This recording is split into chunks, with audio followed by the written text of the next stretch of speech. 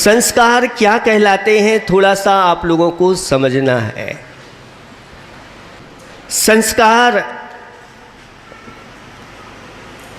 आपके सामने एक भरा हुआ गिलास रख दिया गया, क्या था उसमें?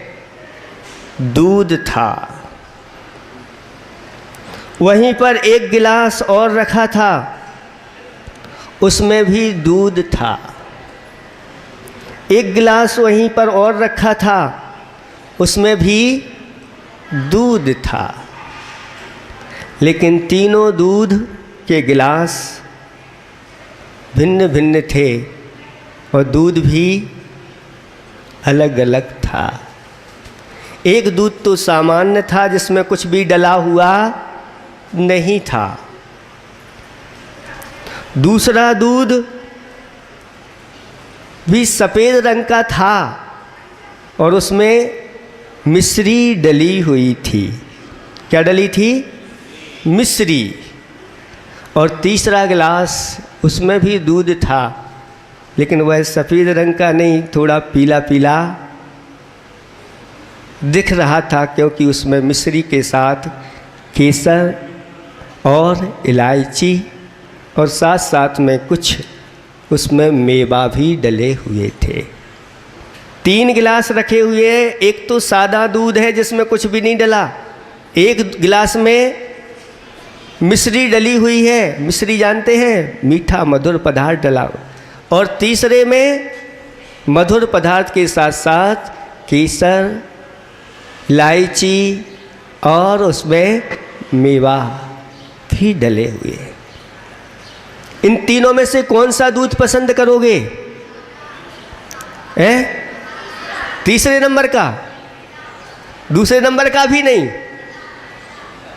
बस यही संस्कार कहलाते हैं।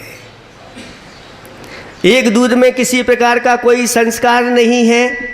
अगर कोई उसको एक पी भी ले तो एक घूंट से ज़्यादा, क्योंकि इसमें कुछ मीठा आदि डला नहीं। और दूसरा मीठा है, वो संस्कारित हो गया है, लेकिन पूर्ण संस्कारित नहीं। और तीसरा उससे भी ज़्यादा संस्कारित है, अच्छी अच्छी वस्तुओं से। इन तीनों गिलासों में कीमत किसकी ज़्यादा है? बोलो। तीसरे गिलास की। आप लोग समझ रहे हैं कि नहीं? बच्चियां समझ रही हैं कि नहीं? ये किसका प्रभाव है? संस्कार का प्रभाव है। और उसी दूध को अगर ओटा दिया जाए और वह मावा बन जाए तो दूध से भी ज़्यादा उसकी कीमत हो जाए।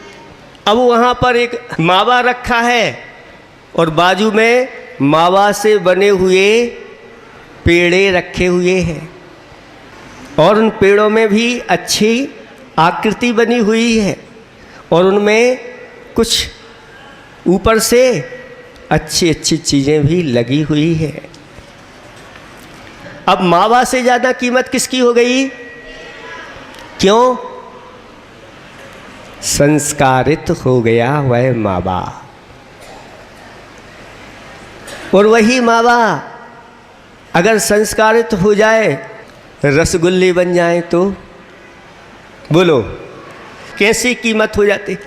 अगर अभी ऐसी स्थिति में आप लोगों के सामने रसगुल्ले रख दिए जाएं तो रखे नहीं रहेंगे, दिखेंगे नहीं। ऐसी गर्मी पड़ रही है और प्यास भी लगी हुई है, और सामने अगर ऐसी वस्तुएं मिल जाएं। लेकिन जो संस्कारित होते हैं बच्चे, जिसके अंदर संस्कार होते हैं, चाहे पेड़े रखे हों, चाहे रसगुल्ले रखे हों, चाहे अमृत भी क्यों नहीं रखा हो, वह बच्चा कहता है माँ पहले मुझे द्रव्य दो, मैं भगवान के दर्शन करके आऊँगा, फिर बाद में इसको पी। ऐसे बच्चों की कीमत बहुत बढ़ जाती है इस दुनिया में, और उनका महत्व बढ़ जाता है उनके घर में, उनकी समाज में, उनके नगर में उन बच्चों का महत्व बढ़ जाता है। इसलिए संस्कार क्या कहलाते हैं? धर्म और संस्कृति व्यक्ति के संस्कार के आधार से चलती है। धर्म कब चलेगा? जब हमारे अंदर संस्कार होंगे, और अगर संस्कार नहीं है तो ना तो धर्म चलेगा ना ही संस्कृति चलेगी। संस्कृति भी बचने वाली नहीं है। इसलिए इस संस्कार हैं तो हमारा जीवन सुरक्षित है, हमारी संस्कृति सुरक्षित है, हमारा धर्म सुरक्षित है, हमारा राष्ट्र सुरक्षित है, हमारा नगर सुरक्षित है, हमारा समाज सुरक्षित है और हमारा घर सुरक्षित है। कहते हैं कि एक संस्कारवान बालक या बालिका अपने पूरे परिवार को सुरक्षित रखने की क्षमता रखता है, और एक संस्कारवान संत पूरे राष्ट्र को सुरक्षित रखने की क्षमता रखता है। और जब चतुर्थकाल होते हैं और एक संस्कारवान भगवान आ जाते हैं तो तीनों लोगों को सुरक्षित रखने की क्षमता उनके पास होती है, उनके चरणों में आकर के करते हैं। नीतिकारों ने कहा है कि जो माँ बाप अपने बच्चों को सुसंस्कार नहीं डालते वो माँ बाप अपने बच्चों के शत्रु हैं। माता पिता शत्रु तुल्य हैं, क्योंकि वह अपने संतान का अहित करने वाले हैं, अपनी संतान को दुर्गति में ले जाने वाले हैं। ना तो अपनी सुरक्षा रख पाएंगे ना ही अपने बच्चों की सुरक्षा रख पाएंगे। ऐसे उन माता पिताओं को हमारा कहना है कि अपने बच्चों के अंदर गुरुओं के द्वारा ये संस्कार देना चाहिए। एक छोटी सी कथा के माध्यम से देखें, आप लोगों को समझ में आ जाएगा कि संस्कार का प्रभाव क्या पड़ता है। एक गरीब माँ थी, उसका एक बालक था जो युवा हो गया था, विवाह के योग्य, घर में दरिद्रता थी, बालक का विवाह नहीं हो रहा था, घर रहने के लिए भी घर नहीं, खाने के लिए सामग्री नहीं। माँ को पता चला कि नगर में कोई मुनिराज आए हैं, और माँ ने उस बच्चे को कहा जाओ उन मुनिराज के पास जाकर के उनका आशीर्वाद ग्रहण करना, उनसे कुछ संस्कार लेना और उनसे कहना कि हे महाराज मैं संपन्न हो जाऊं, ऐसा कोई आशीर्वाद या संकल्प मुझे दे देना। वह पहुंच जाता है महाराज के पास, और महाराज उसके लिए समझाते हैं और कहते हैं कि आज से एक नियम ले लो कि प्रतिदिन मंदिर जाएंगे, कुछ ना कुछ वस्तु अपने हाथ में लेकर के जाना, जो भी हो, और अच्छे से भगवान के दर्शन करना। कैसे भगवान के दर्शन करना? तो तिलक लगा करके भगवान के दर्शन करना। क्या करना? तिलक लगा करके भगवान के दर्शन करना। बच्चों को पता है कितने स्थानों पर तिलक लगाया जाता है? बताओ, कोई बच्चा को पता है कितने स्थानों पर तिलक लगाया जाता है? एक बच्चा खड़ा है, उसको पता है। हाँ, बताओ कितने स्थानों पर? 9 स्थानों पर ये तिलक लगाया जाता है। कहाँ कहाँ? तो ये तो अभी लगा लिया, यहाँ पर दोनों कर्णों में और गले में, हृदय में, नाभि में, दोनों बाहुओं में और पीठ में, और आगे जाकर की ओर ऐसे स्थानों पर 9 स्थानों पर लगाया जाता है। और वह जब तिलक लगाता है उस समय वह 9 देवताओं को याद करते हुए तिलक लगाता है, और 9 देवता उसके अंदर वो क्या हो जाते हैं? स्थित हो जाते हैं। और ऐसे बच्चे बच्चियाँ जो हैं वह सुरक्षित हो जाती हैं, सुरक्षा कवच से युक्त हो जाती। तो कह दिया कि प्रतिदिन दर्शन करना भगवान के और तिलक लगा करके करना, एक दिन तुम्हारे बहुत अच्छे दिन आ जाएंगे। बच्चा प्रतिदिन करने लगा, बहुत दिन तक किया लेकिन कुछ हुआ नहीं। उदास होकर के फिर पुनः महाराज के पास पहुंच जाता है। वो कहता है, महाराज आपने कहा था कि सब अच्छा हो जाएगा, लेकिन कुछ हुआ नहीं। तो महाराज ने फिर समझाया, बेटा तेरा तीव्र कर्म का उदय चल रहा है, थोड़ा धैर्य रख, इस क्रिया को प्रतिदिन करता रहे। और वह क्रिया को प्रतिदिन करता रहा। एक दिन मंदिर से वापस लौट रहा था, खुशी खुशी नहीं, उदास होकर के कि कुछ हुआ ही नहीं, महाराज ने बताया तो था। लेकिन उस नगर में, उस नगर का जो राजा था, उसकी जो राजकुमारी थी, उसका स्वयंवर चल रहा था। सभी लोग उसी ओर जा रहे थे, अंदर किले के अंदर सभा में, और यह बालक भी उसी ओर पहुंच गया और आम सभा में जाकर के खड़ा हो गया और दृश्य देख रहा है कि कुर्सियों पर अनेक राजकुमार बैठे हुए हैं, सजे धजे हुए हैं, एक से एक वस्त्र आभूषण पहने हुए हैं, मुख में पान आदि खाए हुए हैं सब सुंदर लग रहे हैं।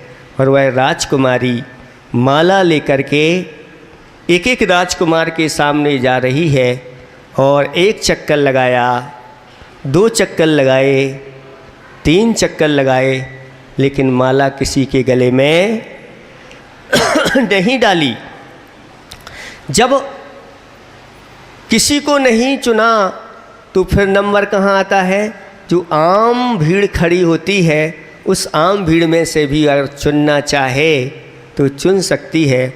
वहाँ से उतर करके आई और माला लिए हुए वह देखती गई, और जो बालक युवा तिलक लगाए हुए खड़ा हुआ था, उसके माथे पर तेज था, बड़ी प्रसन्न मुद्रा में खड़ा हुआ था, शांत था, बहुत सज्जन लग रहा था। और उस राजकुमारी ने जाकर के उसके गले में माला डाल दी। सब देखते रह गए, राजा भी, राजकुमार भी और बड़े बड़े लोग आए थे, आश्चर्यचकित कि इसने किसको वर्ण कर लिया। लेकिन अधिकार दिया गया था, उसने अपने अधिकार का उपयोग कर लिया। राजा ने बेटी को बुलाया और पूछा, बेटी तुम्हारे लिए इतने अच्छे अच्छे राजकुमार पसंद नहीं आए, आखिर क्यों, क्या बात? तो पिताजी से कहा कि पिताजी मैं तुम्हारी इकलौती बेटी हूँ, मेरा कोई भाई तो है ही नहीं, और ये आपकी जो संपदा है वो सब मेरी संपदा है, मुझे धन की कोई कमी नहीं, इसलिए मुझे धनवान नहीं चाहिए था।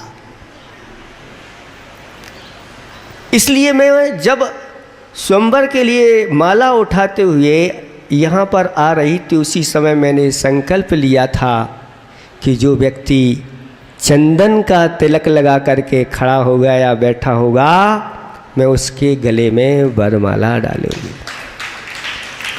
सारे राजकुमार तिलक लगा करके आए थे, लेकिन कौन सा तिलक? कोई कुमकुम का, कोई किसी का, अनेक प्रकार के, कोई रत्नों के तिलक लगा करके आए थे लेकिन उनका चयन नहीं हुआ। चयन किसका हुआ? जो तिलक। बेटी ऐसा क्यों? तो बेटी ने बता दिया कि जो चंदन का तिलक लगा करके आया होगा, वह नियम से धर्मात्मा होगा, संतोषी होगा, शांत होगा, सदाचारी होगा। और इसीलिए पिताजी मैंने वर्ण किया है। पिताजी भी प्रसन्न हो गए दोनों का विवाह कर दिया गया और उस बालक के लिए राजकुमार के कुंवर वो कहलाता है ना, तिलक दे दिया उसको, तिलक लगा करके उसको सिंहासन पर विराजमान कर दिया। ये भगवान की भक्ति का प्रभाव, ये बालक के अंदर संस्कार का प्रभाव है। कहते हैं जो बालक प्रतिदिन भगवान के दर्शन ऐसे ही तिलक लगा करके करते हैं, वो एक दिन 3 लोग के तिलक बन जाते हैं और उनका सम्मान सारा का सारा विश्व करता है। ये संस्कार का प्रभाव है। इसलिए इन बच्चों को ऐसे संस्कार माता पिता के द्वारा, अपने गुरुजन हैं उनके द्वारा पाठशालाओं में ये संस्कार दिए जाते हैं। एक पाठशाला का बालक जिसने धर्म की कुछ शिक्षा ग्रहण की थी, बच्चों इधर उधर नहीं देखो, अच्छे से सुनो, वह बालक जो बुद्धिमान था उसकी चर्चा राजा के पास पहुंच गई। उस बालक को राजा के पास उपस्थित किया गया और उस बालक की परीक्षा के लिए राजा ने कहा, क्यों बालक, तुम जानते हो चक्रवर्ती कौन होता है? तो बालक ने कहा, हाँ मैं जानता हूँ, जो 6 खंड का अधिपति होता है वह चक्रवर्ती होता है। राजा बहुत प्रसन्न हो गया कि इसको ये भी पता कि चक्रवर्ती कौन होता है। राजा ने पूछा, क्यों बेटे, तुम चक्रवर्ती बनना चाहते हो? तो बेटा कहता है, हाँ मैं चक्रवर्ती बनना चाहता हूँ। तब राजा कहते हैं, तुम्हारे पास कुछ ग्राम भी नहीं है, हथियार भी नहीं है, सेना भी नहीं है, कुछ धन धान आदि नहीं है, फिर तुम कैसे चक्रवर्ती बन पाओगे? कैसे 6 खंड के ऊपर विजय प्राप्त करोगे? तो बालक ने, ध्यान से सुनना सभी लोग, क्या उत्तर दिया? राजन, मैं वो वाला चक्रवर्ती नहीं बनना चाहता हूँ, मैं वो वाला चक्रवर्ती बनना चाहता हूँ। कौन सा? वो वाला चक्रवर्ती नहीं बनना चाहता हूँ, मैं तो वो वाला चक्रवर्ती बनना। राजा कहता है, ऐसे वो वाले चक्रवर्ती कौन? तो उसने कहा, सुनो राजन, मैं 5 मलेच्छ खंड पर और 1 आर्य खंड पर चक्रवर्ती वो वाला विजय प्राप्त करता है। मेरी 5 इंद्रियां 5 मलेच्छ खंड हैं और मेरा मन आर्य खंड है। मैं इनको जीत करके चक्रवर्ती बनना चाहता हूँ। ये है संस्कारों का प्रभाव। राजा के सामने इस प्रकार की जब बात की तो राजा ने उसकी पीठ ठोक दी, वास्तव में तू चक्रवर्ती बनने लायक है।